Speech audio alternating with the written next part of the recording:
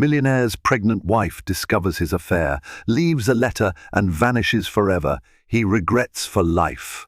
They say every marriage has hidden cracks, but no one expects them to split wide open at the worst possible moment. Elena Montgomery thought she had it all: unspeakable luxury, a glittering mansion, and the devotion of her billionaire husband, Richard. But in a single night, she discovered an earth-shattering secret that left her feeling betrayed, vulnerable, and utterly alone. Determined to break free from the double life she never knew she'd been living, Elena made a choice that stunned everyone. She left behind a cryptic letter and disappeared without a trace. Little did Richard know, her vanishing act would become his most haunting regret. Elena Montgomery had grown accustomed to the grandeur of her life with Richard. From the outside, their marriage was the stuff of fairy tales. She was the soft-spoken heiress to a successful publishing fortune. He was an ambitious billionaire investor with a Midas touch. They wed at a lavish ceremony in the south of France, broadcast in tabloids as the wedding of the decade.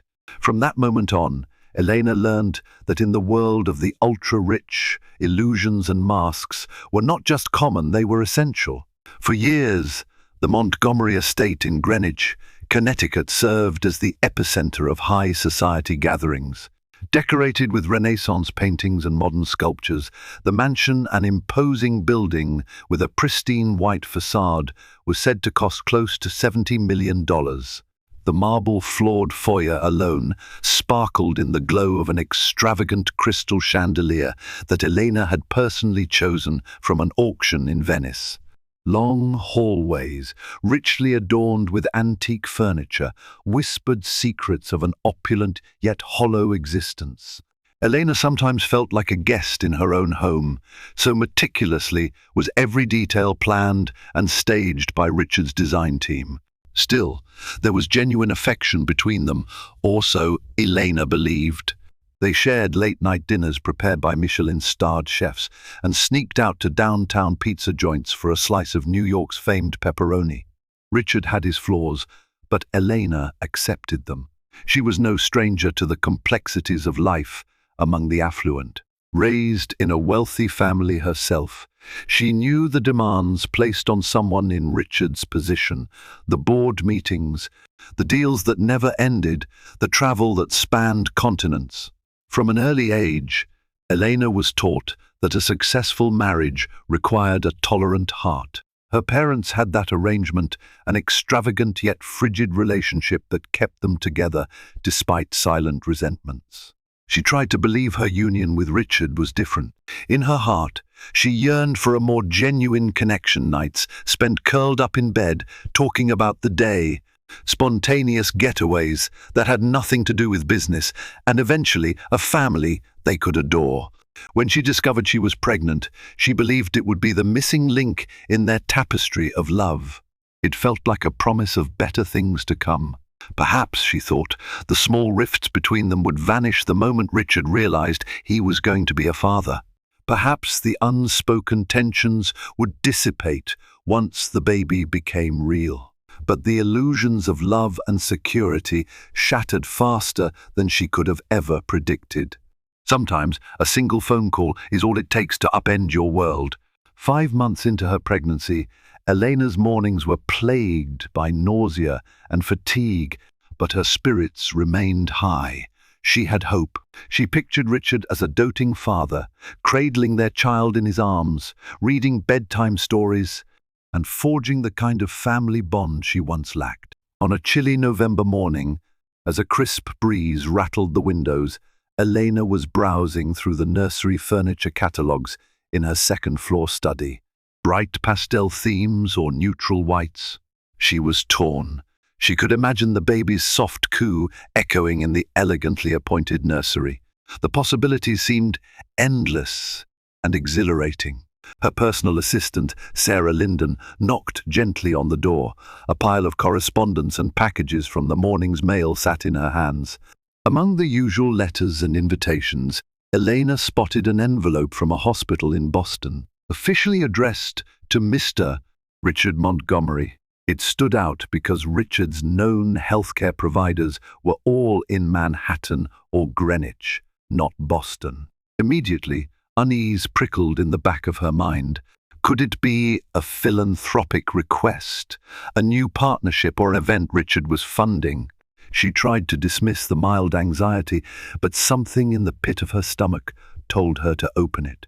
With trembling hands, she carefully slit the envelope. Inside was a single sheet of paper from the private clinic of a well-renowned obstetrician, Dr. Carmen Delgado. It contained a bill for prenatal checkups and a series of lab tests. They weren't in Elena's name. At that moment, the world seemed to tilt on its axis. She read the words patient, Ariana Donnelly, and the due date, which indicated a pregnancy close to Elena's own term. The father's name on the records was Richard Montgomery. Could it be a horrific mix-up? A clerical error? She read the page. The address was definitely the Boston apartment Richard sometimes used on business trips. The father's name was spelled out, Richard A. Montgomery. There was no question who it belonged to. Elena's heart hammered so violently she felt faint. A cold flush of betrayal coursed through her veins. She tried to hold on to the armrest of her chair as she stared at the paper, uncomprehending. This was not possible. It had to be a scam, an identity theft, anything but the truth. Tears blurred her vision. When Sarah asked if everything was okay, Elena forced a strained smile and lied through her teeth. She said it was just a billing error, that she would take care of it. But Sarah noticed Elena's trembling voice and pressed lips. "Are you sure, Miss S. Montgomery?" "Perfectly fine," Elena said, quickly gathering the letter and tucking it out of sight. "Please leave me alone for now. I need to make a call." Elena paced the study, phone in hand, not quite ready to dial Richard. She had to calm herself, or she'd never get the answers she needed. She placed her free hand over her belly, trying to steady her breath for the sake of their unborn child. She recalled all those nights Richard came home late, citing business or the weekends. He claimed he had urgent flights for emergency negotiations. She'd believed him because that was her role, supportive spouse, trusting wife. Now, with every ring, her heart pounded an agonizing beat. When Richard finally answered, the noise of traffic and wind on the other end suggested he was outside. He greeted her warmly. Just hearing his familiar tone nearly broke her into sobs. "Richard, the first need you to come home. Now," she said, voice quivering in spite of her best effort. "Elena, honey, I'm in the middle of a meeting in Manhattan. Can it wait?" "No," she replied, steel in her tone. "It's urgent." Even from miles away, Richard could sense her distress. He agreed to return as soon as possible. By the time he arrived, Elena had reread the letter so many times she had memorized every line. She sat in their bedroom, enveloped by the warmth of flickering fireplace flames, yet feeling desperately cold inside. Richard burst through the door, face etched with concern. "What's wrong? Are you okay? Is it the baby?" Elena stared at him, her eyes hollow. Without a word, she handed him the envelope. Richard's face drained of color the moment he saw his name. His lips parted, but no sound emerged for a second. She had never seen him so off guard, like a child caught red-handed in a terrible misdeed. "Elena," he began, his voice raw, "it's not what you think." She bit back a bitter laugh. "You don't even know what I think. Why don't you enlighten me? Who is Ariana Donnelly, and why does she have a baby with your name on it?" He looked stricken, glancing at the fireplace, the door, anywhere but directly at her. "It was a mistake," he finally mumbled, still clutching the paper. "We had an affair, but it ended. I swear it ended. I never thought she would get pregnant. I didn't know how to tell you." Elena's entire body shook with anger and despair. "You're telling me you have another baby on the way, when you know I'm 5 months pregnant with our child." Tears sprang to her eyes, but she refused to let them fall. She had to maintain some dignity, if only for the small life growing inside her. Each second felt like a lifetime of heartbreak condensed into one moment. Richard tried to approach her, to put his hands on her shoulders, Elena, I am so sorry, he whispered hoarsely. I was stupid. It meant nothing. I was just lonely, and she pushed him away, seething. Lonely? You have me, your wife, your pregnant wife. And if you were lonely, you could have talked to me. Instead, you sneaked behind my back. You destroyed everything. In that moment, the glamour of their life was meaningless. The marble floors, the crystal chandeliers, the lavish dinners, all of it was hollow in the face of such a betrayal. Elena felt as though the foundation of her world had cracked irreparably. Late that night, Elena shut herself in the upstairs bedroom that was once a guest room, though ironically, she now felt like a guest in her own life. She refused to share a bed with Richard, who paced outside the closed door, apologizing, begging her to let him in. She turned on a playlist of soft classical music, hoping it would calm the tumult of her thoughts. But the storm inside her raged on.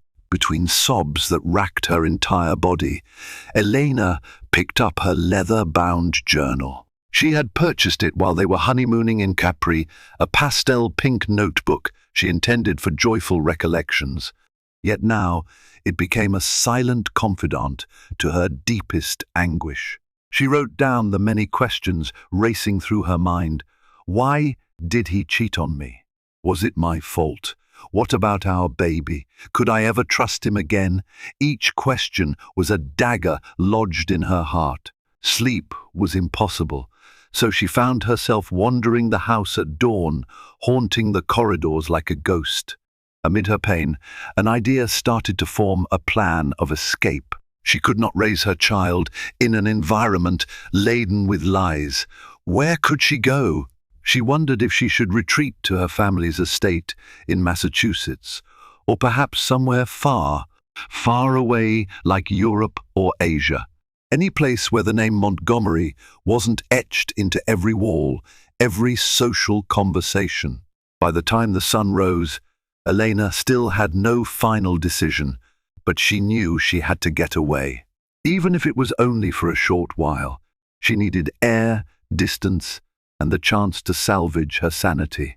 Richard was frantic, calling out her name from behind closed doors, texting her, pleading. She ignored him.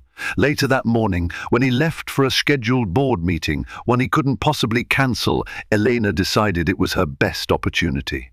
She penned a letter that would serve as both a farewell and a testament to her heartbreak. Richard, you have inflicted a wound so deep that every breath I take feels laced with betrayal. Perhaps I was naive to trust you completely. I loved you, and I believed in you. Now, I see the cruelty in our so-called fairy tale. You've broken us in ways that can't be mended with apologies or money. I am leaving. I don't know when or if I'll return. Our child, my child, doesn't deserve the environment you've created. Maybe, in time, I'll learn to forgive. But as of now, I can barely look at you. Don't look for me. You won't find me. By the time you read this, I'll be gone. Elena. When her hand started shaking, she steadied it. She refused to let tears stain the page. Once she was done, she sealed the note in a plain envelope and left it on his nightstand. Then she called a private car service, one that Richard had no ownership of, and arranged to leave quietly from the side entrance. She took only essentials: her passport, some cash, a few changes of clothes, and her prenatal vitamins. With trembling steps, she walked out of the mansion that symbolized the gilded cage she once called home. The staff, aware of her distress, kept their distance but silently watched her departure with worried eyes. As the black SUV pulled away, Elena looked back one last time. The life she left behind wasn't the one she thought she had. It was a mirage, shattered by deception. 2 days later, the letter was discovered by a frantic Richard. He had stayed at a hotel suite in Manhattan after an emergency board meeting, hoping some space would calm the volatile situation. Arriving back at the mansion, he found it eerily silent.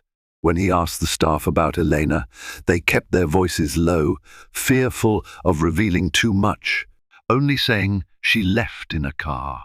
At first, Richard assumed she had simply gone to her parents' estate in Massachusetts. But when he dialed her mother, Elizabeth O'Connor, Elizabeth demanded answers he couldn't provide. Elena was not there, and if Elizabeth harbored any illusions of Richard's loyalty, they were swiftly dismantled by the venom in her voice. Panicking, Richard raced through every room in the mansion until he found the sealed envelope on his nightstand. Her words seared his mind. "Don't look for me.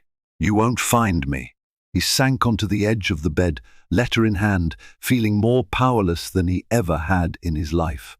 This was a man used to controlling the outcome of million-dollar deals, orchestrating the futures of entire corporations. Yet, he couldn't track down his own wife. A wave of nausea overcame him as he realized the scope of what he'd done. He'd always told himself that the fling with Ariana Donnelly was inconsequential, that it was a mere distraction from the stress of business. He never intended to create a second family, never intended to blow up his marriage. Now, everything was spiraling out of control. His child Elena's unborn baby was lost to him as well. The house, once filled with the promise of a new life, felt hollow and accusing.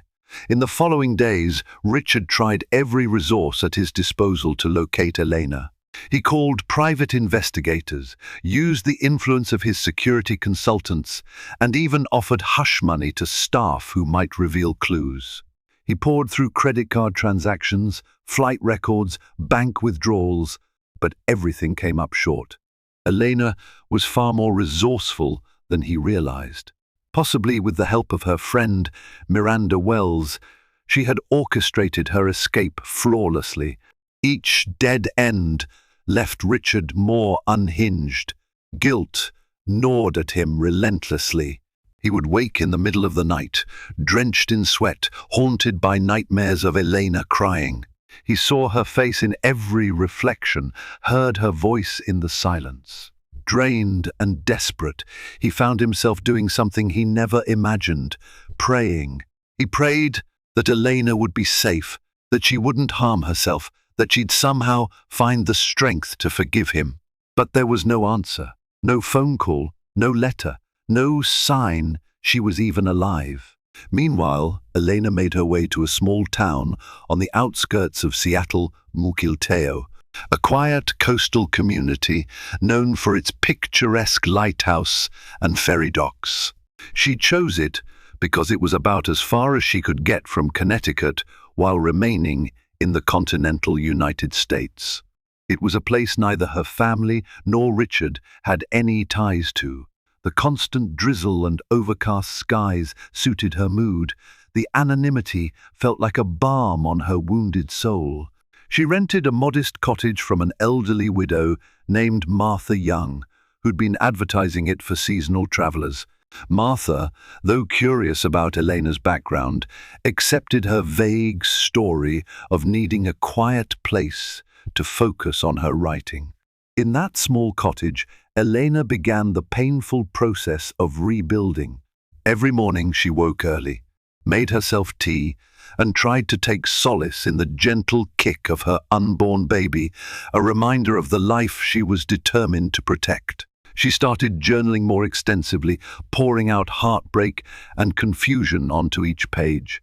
By the time she was 6 months pregnant, Elena's body demanded even more attention. She found a local OB-GYN, Dr. Harold Lindstrom, a kindly man with salt and pepper hair and a warm smile. Though he didn't pry, he sensed her stress and recommended she see a counselor specializing in pre- and postnatal depression. During her first session, the counselor, Dr. Carmen Delgado, coincidentally sharing the same name as Ariana's doctor in Boston, though an entirely different person, asked the question Elena dreaded most: "Tell me about the baby's father."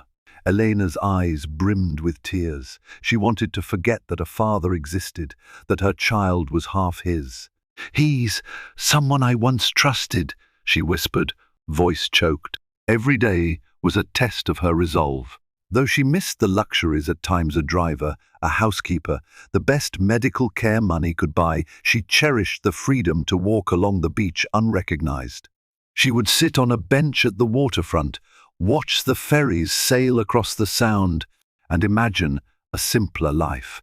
Sometimes the ocean breeze carried her tears away before they even reached her cheeks. Back in Richard's world, events were unfolding in a way he never anticipated. With Elena missing, Ariana Donnelly saw an opportunity to assert her position. Unlike Elena, Ariana was a woman of ambition, using her relationship with Richard to further her own standing. While Richard had intended to keep Ariana hidden away, the sudden disappearance of Elena emboldened Ariana to demand more. She wanted the recognition of being linked to a billionaire. She wanted financial security, a glamorous life, and an esteemed surname for her unborn child. She started calling Richard incessantly, showing up unannounced at the Manhattan offices of Montgomery Capital Investments, causing gossip among the staff. To Richard, Ariana's presence was a constant reminder of his betrayal. He tried to provide for Ariana financially, hoping to keep her satisfied and quiet. He bought her a penthouse in Boston, set up trust funds for the child, and paid for every prenatal appointment. Yet, Ariana was not content with money alone. She insisted on his emotional involvement. She wanted him to accompany her to the doctor, to rub her feet at night, to reassure her that she wasn't a dirty secret. But each time he saw her, he saw the excruciating hurt he'd inflicted on Elena. This new dynamic choked him with guilt. He'd effectively split his life into two, the fruitless search for Elena on one side and forced paternal obligations with Ariana on the other. Some nights he found himself sleeping in his office or a local hotel to avoid Ariana's demands. He would call private investigator agencies to see if there were any leads on Elena's whereabouts. None came up. The first major lead arrived in the form of a suspicious financial transaction, a withdrawal from Elena's personal trust. She had taken out $50,000 in cash from a bank in Seattle. It was not conclusive proof of where she was, but it was something. So Richard hopped on his private jet and flew to Washington State, hoping to track her down. But even in Seattle, he was met with closed doors and confidentiality regulations. The bank refused to release video footage without a court order. His attempts to bribe employees backfired. All he had was a timeline of days and a possible lead to a local motel. By the time he arrived there, Elena was long gone, presumably in her quiet cottage in Mukilteo, completely unaware that Richard was close. As he drove aimlessly through the rainy streets, he realized how impossible it might be to find her if she truly didn't want to be found. The regret pressed on him like a heavy stone. For years, he prided himself on being a man who could fix anything with money, power, or influence. Now, none of those tools could retrieve the one person he desperately needed. Another month passed, bringing Elena into her 7th month of pregnancy.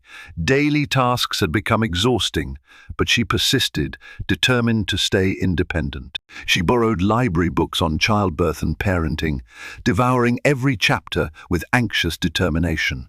She shopped for baby clothes at local thrift stores, wanting to avoid suspicion by not using her credit cards for major purchases. Sometimes, Elena felt pangs of loneliness that nearly drove her to contact her family. She wondered about her mother, who might be frantic with worry. She recalled her father, who passed away years ago, and how disappointed he would be to see her struggling alone. And then there was Richard. Despite her anger, there were moments, fleeting, painful moments, when she missed the comforting curve of his arms around her. But each time her heart softened, she remembered the humiliating betrayal. One late afternoon, while returning from a prenatal checkup, she felt dizzy, collapsing momentarily on the steps of her cottage. Concerned neighbors called an ambulance. At the hospital, she was told she suffered from dehydration and elevated blood pressure. It served as a jolting reminder. She was carrying precious cargo, and her stress was endangering both her health and the babies. Gripped by fear, she realized she couldn't do this entirely alone. She confided in Martha Young, her landlady, who helped nurse her through bed rest for a few days. Martha shared her own stories of heartbreak and loss, forging a quiet bond with Elena. Through these tender moments, Elena found pockets of hope. Not everyone in the world was out to betray her. Some were simply there to lend a helping hand. Meanwhile, Ariana's own pregnancy advanced. Richard tried to keep his moral duty to attend her childbirth classes or pick up nursery items for her. Yet it all felt forced, like a dismal charade. Ariana was well aware of his ambivalence. She prodded him to move in with her, to attend social events, but he always made excuses. As rumors began circulating that Elena Montgomery had vanished under suspicious circumstances, Ariana relished the spotlight. She secretly leaked stories to small gossip magazines, painting Richard as an indifferent father who drove his wife away. She angled herself as the new partner, the soon-to-be mother of his only child, willfully omitting the existence of Elena's pregnancy. Richard was seething. "You're making me look like a monster," he told Ariana during a heated argument at her penthouse. She shrugged, crossing her arms. "Maybe if you'd do right by me, I wouldn't have to go to the press." That night, after storming out of Ariana's place, Richard sat in his car for an hour, fighting tears of rage and sorrow. He realized he had made a catastrophic series of choices. He fantasized about stepping out of this nightmare, returning to a time when he had Elena by his side, and they were happy before betrayal crept into their marriage. But that time was gone. He was left with Ariana's manipulations, a missing wife, and the unborn child he felt he was losing day by day. Desperate, Richard hired George Farnsworth, a seasoned private investigator with a stellar track record. George had a background in law enforcement and prided himself on a code of ethics that was unshakable. At first, George was wary of working for the famously controversial Billionaire, but eventually, for a substantial sum and the possibility of genuine closure for Elena, he accepted. For weeks, George scoured flight records, car rentals, and potential safe houses. He even interviewed some of Elena's close friends like Miranda Wells, who only offered cryptic statements like, "Elena is safe, and that's all you need to know." Despite the secrecy, George detected a pattern. Elena was cunning, possibly using aliases and untraceable funds. She had prepared for this. A breakthrough occurred when George discovered Elena's travel from Connecticut to Seattle. He compiled hotel surveillance footage that might have captured her face, even glimpses from a ferry terminal. Eventually, a single piece of footage from the ferry to Mukilteo showed a woman, visibly pregnant, with Elena's profile.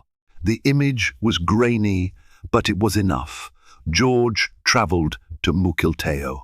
Quietly, he checked local lodging options, scanning for any sign of a pregnant woman who fit Elena's description. After days of fruitless searching, he stumbled upon an older neighbor who recalled a sweet pregnant girl from out of town, staying in a small cottage.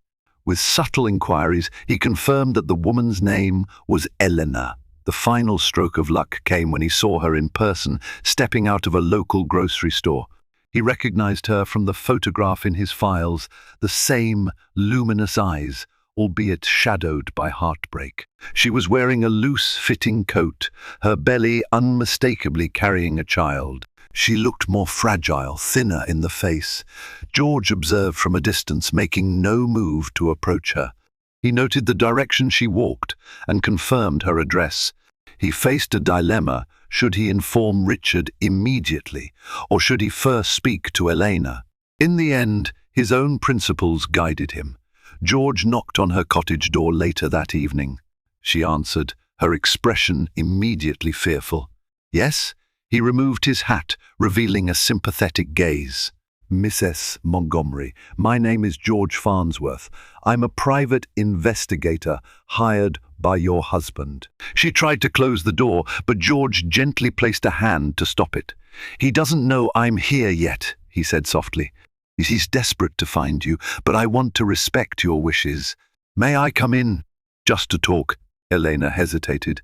Something in George's earnest tone and kind eyes made her relent. He followed her inside. The living room was small, lined with half-packed boxes and baby items. She ushered him to sit, though her body language spoke volumes about her mistrust. "What do you want?" she asked, crossing her arms protectively over her belly. "I need to know if you're safe," George said simply. "Your husband is worried sick. He fears for your health. He's not even sure if you're still pregnant." Elena's eyes flickered with anger and despair. "Yes, I'm still pregnant. No thanks to him." George nodded solemnly. "Look, I'm not here to defend him. From what I understand, he made some terrible mistakes. But he's still concerned about you. If you want to remain hidden, I'll respect that. I just need to confirm you're all right. Then I can close this case and tell him to leave you alone if that's your wish." Tears welled up in Elena's eyes. She'd wanted so badly to sever ties, to remain hidden, but a part of her needed closure. She'd never expected a private investigator to ask for her perspective, to see her as more than a missing person. With shaky words, she spoke for the first time about the betrayal, about Ariana, the letter, her desperation to shield her unborn baby from an environment built on lies. George listened intently, quietly empathizing. When she finished, he offered a simple statement. "I won't reveal your location if you don't want me to. I'll tell him you're alive and safe, but he might still come looking. He's determined." She cast her gaze to the floor, voice breaking. "I don't know if I'll ever forgive him, but I don't want to see him." George nodded. "Then that's what I'll tell him. Back in New York, George gave Richard the news. I found her, and she's safe. She's carrying your child, and she appears to be doing well medically." Richard's relief was palpable. "Where is she? Tell me, George, please." George shook his head gently. "She does not want to be found. She specifically said she doesn't want to see you. She wants peace to focus on her pregnancy." A part of Richard wanted to rage, to threaten, to use every means of coercion. But something in George's stern gaze halted him. Richard had done enough damage. All he could do was ask one final question. "Is she happy?" George paused, considering his words. "She's coping, healing, I'd say. But this has been extremely hard on her, Mr. Montgomery." Richard nodded, tears threatening. "Thank you," he whispered. In the weeks that followed, he tried to show he wasn't the same reckless man. He halted Ariana's attempts to drag his name through tabloids, issuing legal warnings against her if she continued. Ariana was livid, accusing him of discarding her. But Richard made it clear that while he would financially support the child he fathered, he would not be forced into a relationship. Meanwhile, a swirl of scandal surrounded Montgomery Capital. Board members worried about Richard's stability. Stock prices wavered. Shareholders threatened to oust him as CEO. That was when Richard made a stunning announcement at a press conference. He would take a leave of absence from daily operations to focus on his family matters. For once, the man who had built his empire on unstoppable ambition was stepping back. He was turning inward, seeking therapy, trying to atone for the mistakes that wrecked his marriage. Perhaps it was too late, perhaps not. Only time would tell. 8 months into her pregnancy, Elena's water broke prematurely on a stormy night. Martha Young found her doubled over in pain. Trembling, breath-ragged, panicked, Martha called 911.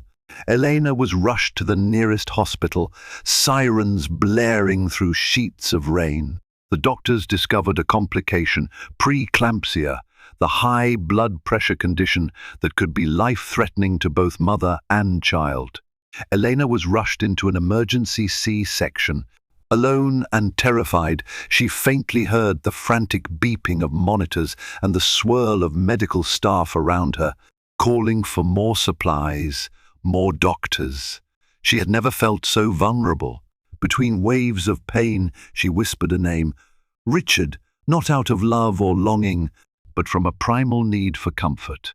Nurses worked swiftly, and after what felt like an eternity, the cry of a newborn echoed through the sterile operating room. A fragile baby boy was lifted into the world, announcing his arrival with delicate, insistent wails. Elena drifted in and out of consciousness. In her haze, she heard kind voices telling her the baby was breathing, that he was small but stable. She fought to keep her eyes open, to see the miracle she had carried. When she finally glimpsed him tiny, wrapped in a blanket, tears of relief and awe ran down her cheeks. But her ordeal wasn't over. The preeclampsia caused heavy bleeding, and Elena slipped into critical condition. The medical team fought to stabilize her. For a harrowing few hours, it wasn't certain if she would make it. News reached George Farnsworth, who had quietly stayed in Mukilteo, sensing Elena might need help sooner than later. Alarmed, he decided to break his promise to keep her location secret. He reasoned that if Elena didn't survive, or if she needed specialized medical care, Richard had the resources to help. He called Richard's phone at midnight. When the line connected, George's voice was urgent. Elena's in trouble. She had an emergency C-section. She might die, Richard. She's in Mukilteo General Hospital.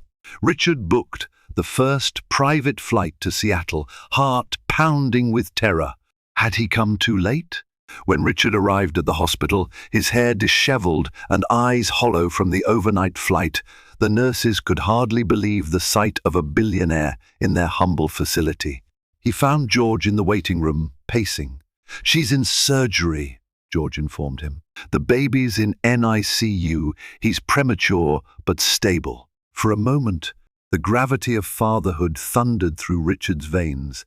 His son lay in a neonatal intensive care unit, fighting for life. Elena, his wife, was in critical condition. The regret weighed heavier than ever. He pressed his palms to his face, tears escaping. Hours later, a weary doctor emerged from the operating room. "Mr. Montgomery?" The doctor's voice was gentle but firm. "Your wife is in recovery. We managed to control the bleeding and lower her blood pressure. She's not out of the woods yet, but she's stable for now." Relief flooded Richard, though guilt still coiled in his heart like a serpent. He nodded, tears blurring his vision. The doctor offered a hesitant smile. "She might be unconscious for a while. You can see your son in the NICU if you'd like." Shaking with adrenaline, Richard followed the doctor down a corridor. Through the glass walls of the NICU, he saw a tiny incubator where a small form lay, a baby with tubes and monitors, fighting valiantly. A nurse guided him to wash his hands, don a gown, and approach carefully. The moment he laid eyes on his son, everything else dissolved: the scandal, Ariana, the wealth. Nothing mattered but that fragile life, a swirl of black hair, curled fists, and fluttering eyelids. Richard placed a cautious hand against the incubator, tears dripping onto the sterile floor. He whispered hoarsely, "You're so beautiful." He didn't even know his name. Elena had never told him. He prayed for the chance to discuss it with her, to hold his child with her by his side. After a few minutes, the nurse gently suggested he let the baby rest. Richard nodded, heart throbbing. Next, he made his way to the recovery ward. The hall was quiet, save for the hum of fluorescent lights. A sympathetic nurse pointed him to Elena's room. As he stepped inside, he froze. Elena lay pale and still, tubes running from her arms, an oxygen mask over her mouth. The beep of the heart monitor was a steady reassurance that she was still alive. Richard felt an avalanche of regret pour into him. The once vibrant woman, who used to dance with him at galas and laugh at his jokes, now looked so fragile. Slowly, he approached her bedside, knelt down, and took her hand in his. "I'm sorry," he whispered, voice cracking. "Please come back to me, please. If not for me, then for our son." He didn't know how long he stayed there, speaking softly to her, tears choking every other sentence. Nurses periodically came to check her vitals, offering him polite smiles, perhaps aware of the heartbreak saturating this room. 2 days later, Elena's eyes fluttered open to a soft, sterile light. She felt weak, drugged, disoriented. The first face she saw was Richard's, tear-stained and exhausted. At the sight of him, she felt a surge of mixed emotions, relief that she wasn't alone, followed by a spear of anger and betrayal. She tried to speak, but her throat was parched, and only a raspy whisper emerged.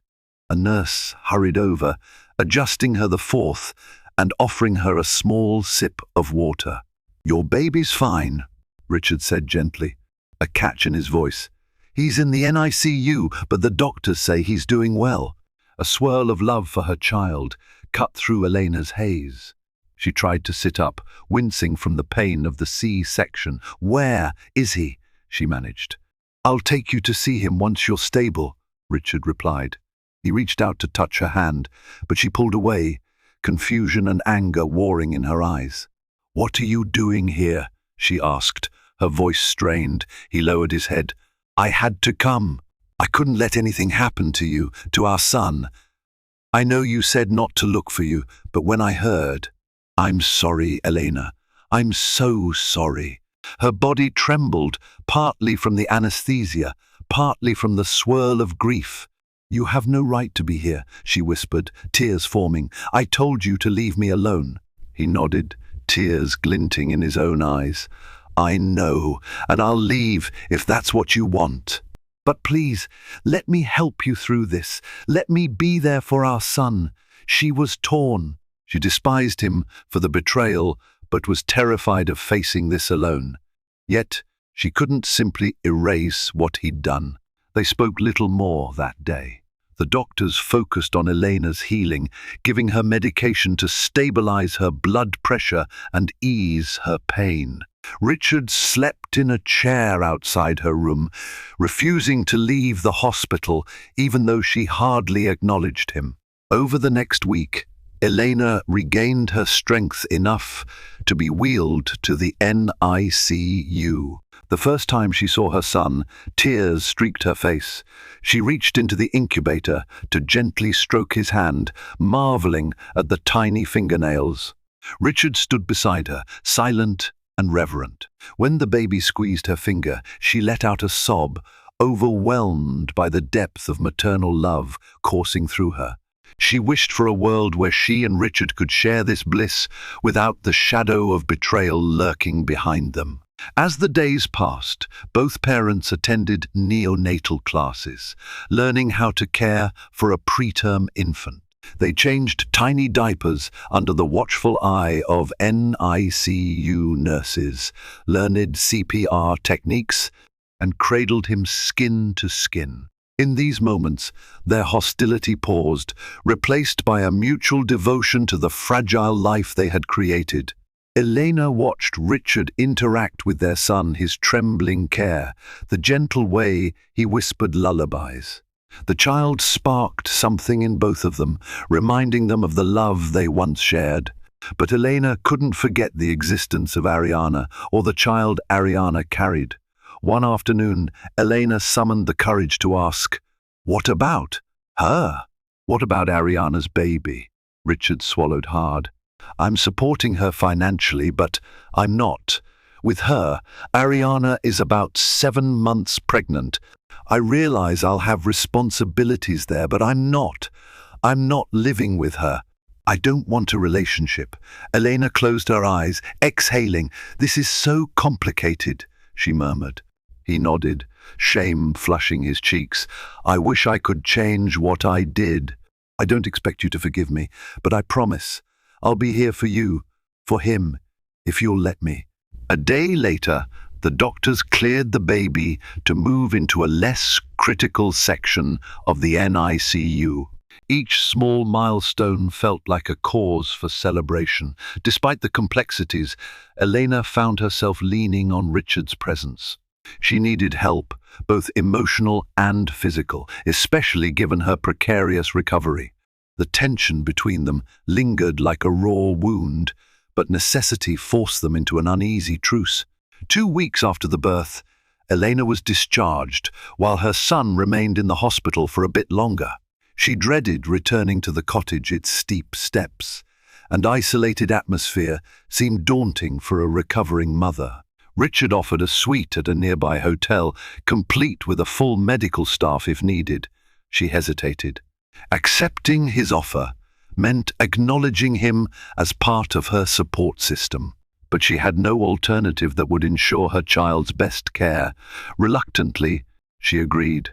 Thus began a tentative coexistence. They spent hours each day in the NICU, learning everything they could to prepare for the baby's eventual discharge. Elena, physically and emotionally drained, sometimes felt her composure slip. In those moments, Richard would quietly hold her hand or pass her a tissue, never pushing for more. Nights were a different story. She insisted on her own bedroom, while he stayed in an adjoining suite. The boundaries were clear. They were partners in parenthood, nothing more. Yet, unspoken feelings simmered beneath the surface. One evening, Elena awakened from a nightmare reliving the horrors of the emergency C-section. She couldn't breathe, heart hammering. She stumbled to the common area of the suite, where she found Richard hunched over a laptop, reviewing business documents. He sprang up when he saw her in distress. Without a word, he guided her to the couch, handed her a glass of water, and placed a reassuring hand on her shoulder. In that moment, she didn't recoil. She clung to him, sobbing, as the fear of nearly dying overwhelmed her. He stroked her hair and whispered apologies over and over for everything he had done. By the time her tears subsided, she felt exhaustion tugging at her eyelids. Their eyes locked, and for the first time in months, a faint flicker of old feelings passed between them. But the next morning, Elena reminded herself that healing was not the same as forgetting. Meanwhile, Ariana Donnelly was incensed by Richard's apparent abandonment. She caught wind of his presence in Seattle and demanded to know why he wasn't supporting her through the final stages of her pregnancy. She left voicemails laced with rage and threats to expose more details to the tabloids. Richard, already drowning in guilt, returned her calls only to assure her of continued financial assistance. His patience with her manipulations wore thin. "I'm in Seattle because my wife nearly died giving birth to our son. I'm fulfilling my duties as a father," he said bluntly. Ariana scoffed. "I'm carrying your child too. When are you going to be here for us?" Guilt rippled through him. 2 innocent children were now entangled in this saga. "I will support my child," he said, voice strained, "but I can't be in 2 places at once." In the final weeks of Ariana's pregnancy, she ramped up legal threats, claiming that if Richard didn't publicly claim paternity, she'd release scandalous details, including private text messages, to the press. For once in his life, Richard found himself not caring about public opinion. All that mattered was ensuring Elena and their son survived this ordeal.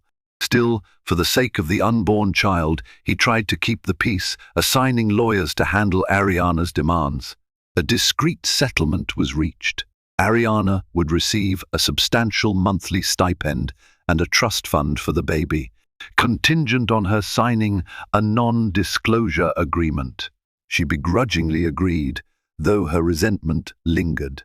The baby, whom Elena and Richard finally named Nicholas, was discharged from the hospital at 6 weeks old. Holding their infant in her arms, Elena felt a surge of love that eclipsed her lingering pain. Nicholas was tiny but strong, eyes alert and curious. Moving back to the cottage was no longer an option for Elena.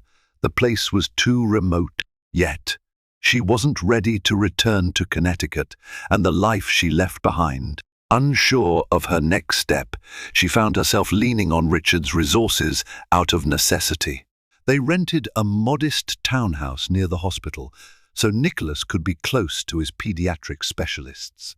While the arrangement was meant to be temporary, it forced them into a domestic rhythm: late-night feedings, diaper changes, midnight lullabies.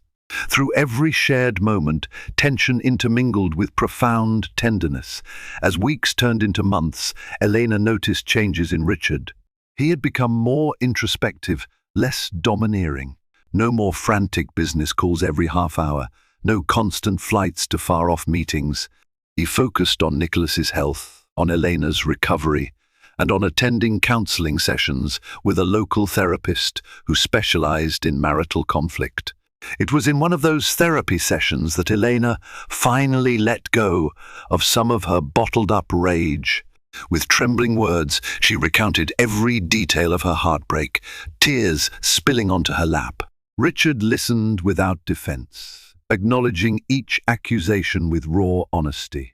He spoke of his own insecurities, how he feared not being enough, and how he'd sought validation in the worst possible way.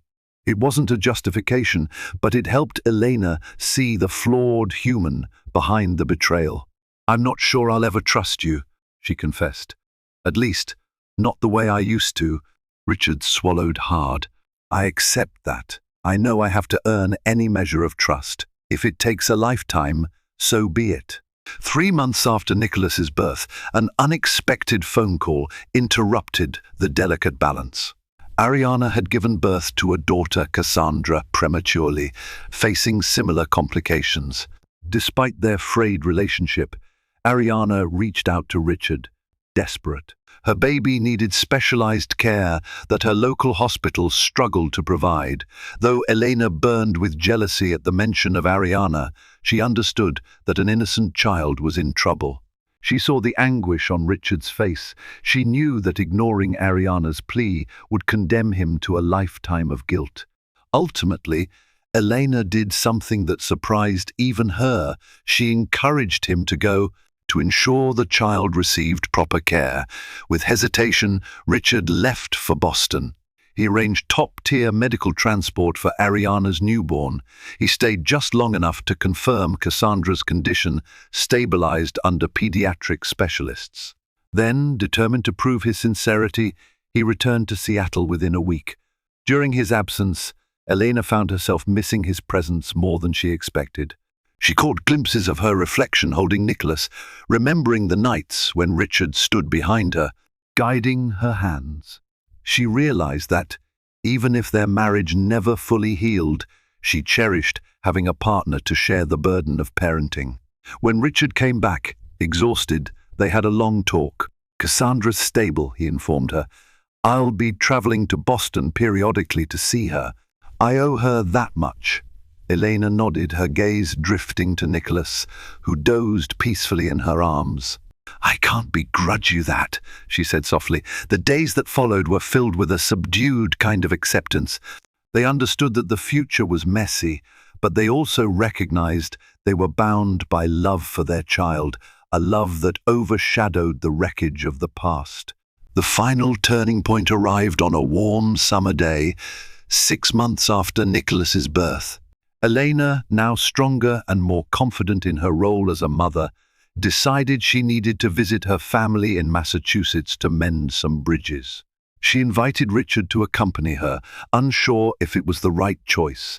They arrived at her mother's estate, tension swirling in the air. Elizabeth O'Connor, stern-faced, was waiting with arms folded.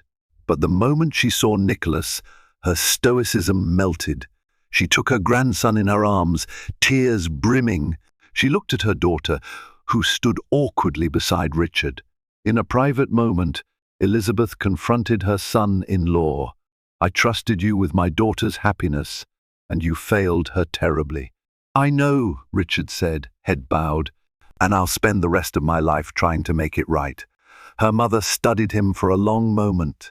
"If Elena can find it in her heart to forgive you, then I will too. But you better not betray her again. There won't be a third chance." Richard nodded, tears in his eyes.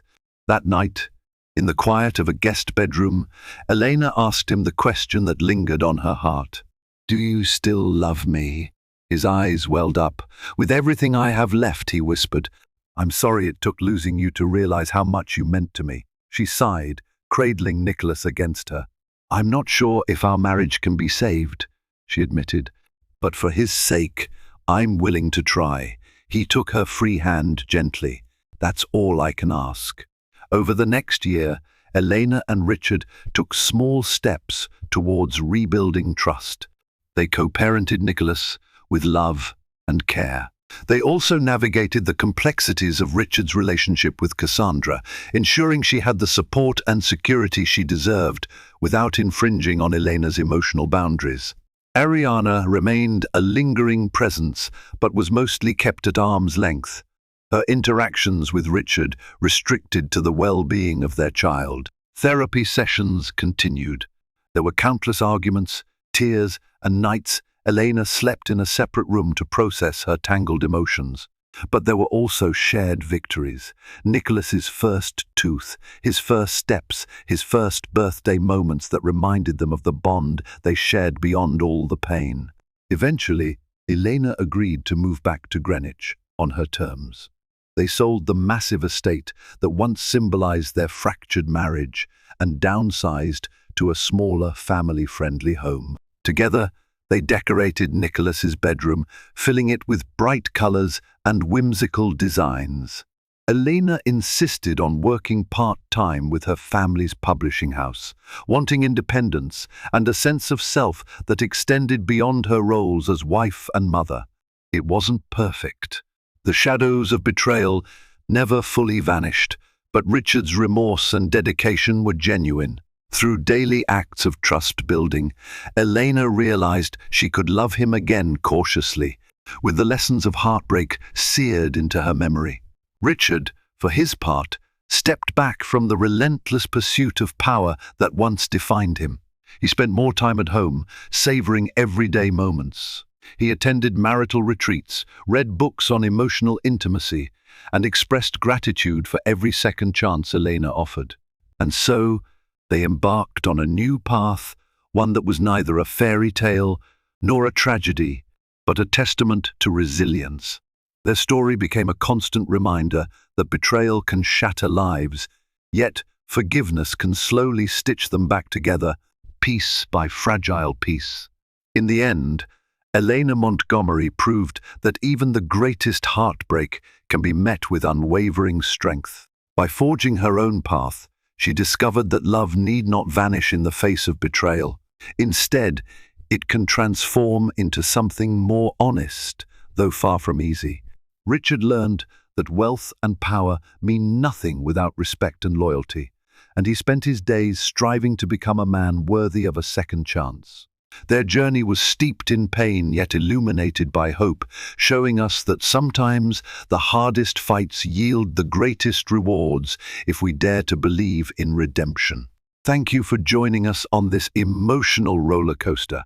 If you found their story gripping, tear-jerking, or simply relatable, please like this video, share it with friends who love a good drama, and subscribe to our channel for more enthralling stories just like this one. Your support helps us bring more powerful tales to life.